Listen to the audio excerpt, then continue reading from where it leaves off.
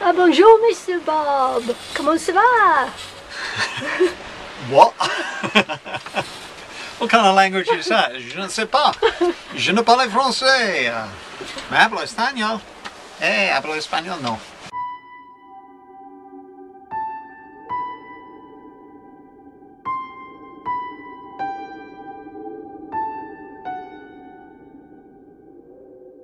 So day 15 at sea. That's 2 weeks that we've been on the ocean. 2 weeks and a little bit.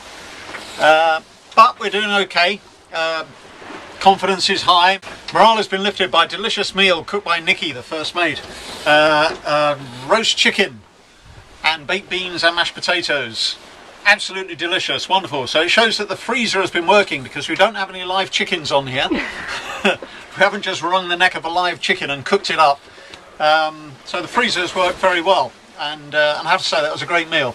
Still quite challenging. You can probably see that the sea is much calmer than it has been.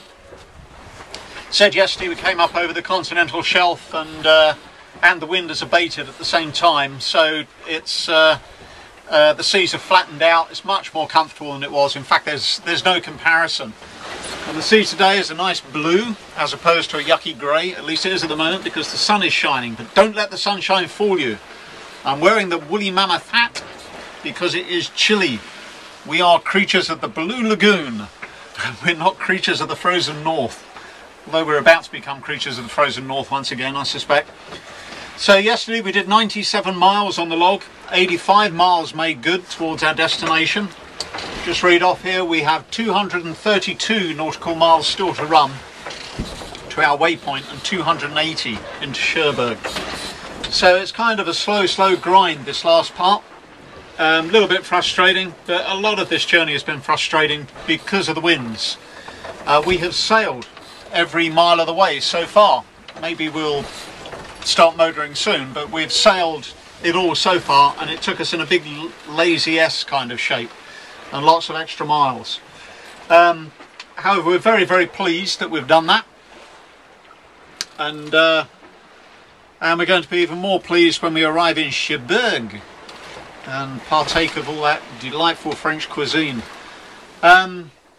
We have a servicing and a refit list that we've been gradually putting together. Things that have become apparent to us, and right at the moment it stands at 70 items, and some of them pretty major items. There's nothing intrinsically wrong with the boat, but there are a number of things, particularly on the comfort side, that need re-engineering or improving, changing, deleting, throwing over the side. Things that you bump into, that you bang, that you dink your back on. Until you get into a bit of a blow, you don't really know where those what those things are. What seemed like a great idea when I was building this yacht 15 years ago or even 20 years ago, now that we've been through a little bit of weather, they weren't such a good idea after all. So we have that servicing and refit list, and it includes quite a bunch of different things. One of the things is bilge access into the bilges of the yacht, and it's fairly obvious, but I created these wonderful little square hatches so you could get into each sort of compartment. But it doesn't matter what shape your arm is, you can't actually get right up underneath and over that next steel stringer into that next space. So the inevitability is, with a little bit of water down below, she's got a little bit of rust here and there, and it's definitely nothing serious, but it strikes me that we need access to the whole of the bilge for the whole of the time. So I think one of the major things we'll get done at some point is to rip up the whole of the cabin sole and replace it with very simple large teak boards that we can just lift and have complete access right down to the hull of the yacht. I think that's pretty important. Condensation has been a little bit of a problem as we come into colder latitudes. The boat has this foam spray inside, about 2 inches thick, all the way down to the waterline, so she doesn't condensate, not even like a glass fibre yacht condensates. Virtually none of it down there.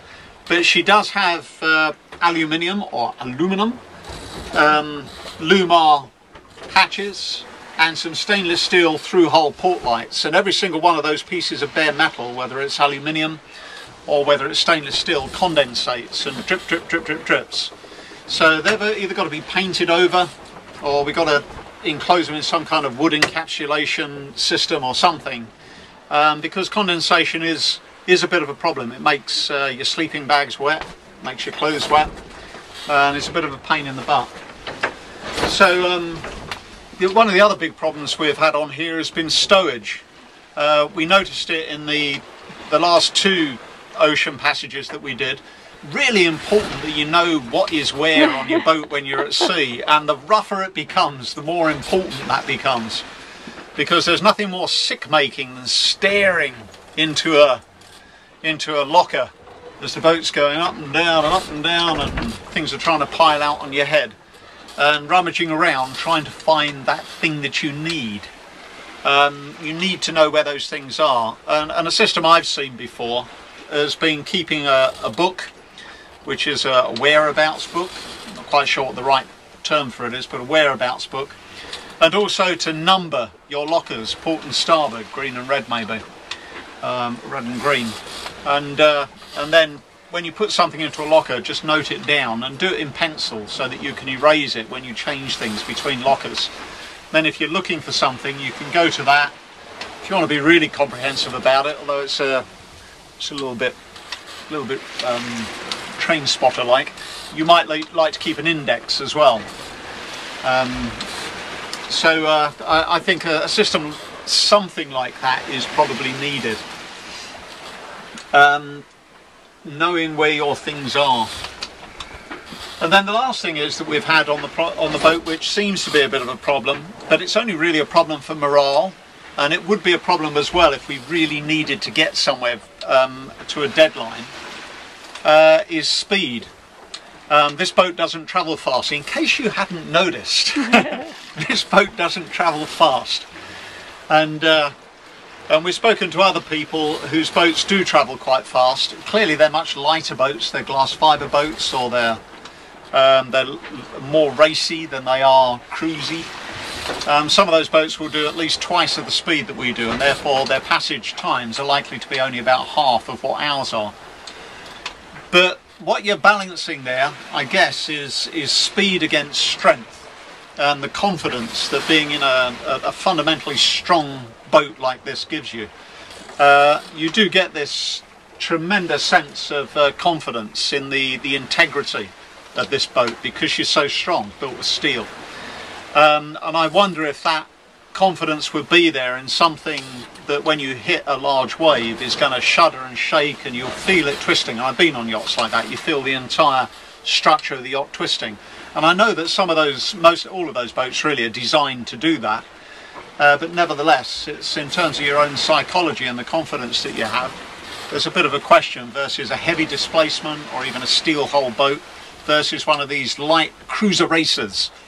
It's kind of bit trendy to have a cruiser racer outrun the storm, get there quickly, cross channel and back again, done in a heartbeat.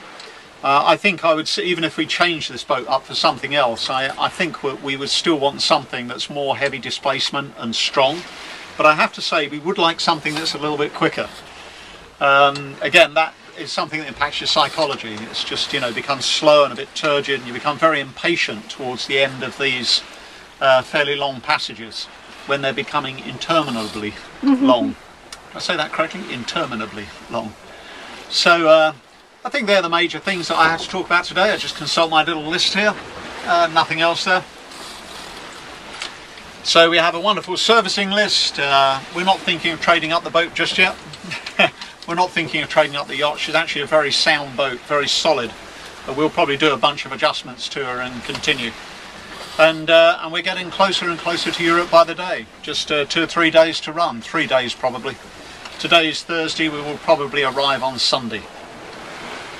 I say probably, because you never know. You never know. That's the nature of ocean cruising. Fortunately, we're not in a desperate hurry to get anywhere for anything in particular. Right now, we'll enjoy this last 2 or 3 days of what we hope will be blue sky, pleasant sailing up the English Channel. Hopefully we've had our bad stuff. Say hopefully. Hopefully. Speak to you tomorrow. Ta-ra. day 14. Go. We said day 15. Did I say day 15? Hang on, I can say the list again. Cue the music. Oh, it's day 15. Day 15. 14 days at sea, day 15. Bye.